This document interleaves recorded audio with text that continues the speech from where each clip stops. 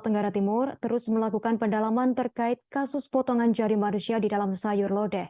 Kombes Arya Sandi selaku Kabid Humas Polda NTT mengungkapkan jika penyidikan Satreskrim Polres Belu telah membentuk tim khusus untuk kasus tersebut.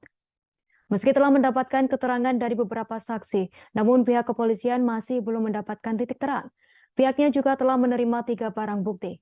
Sebelumnya diberitakan ada seorang warga yang menemukan potongan jari manusia di sayur lodeh. Peristiwa itu terjadi di Kabupaten Belu, Nusa Tenggara Timur.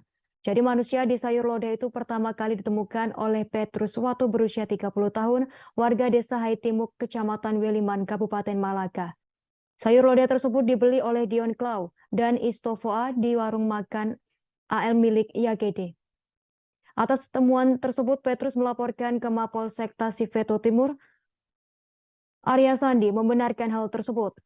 Atas laporan tersebut, pihak kepolisian memeriksa beberapa orang. Terima kasih sudah nonton.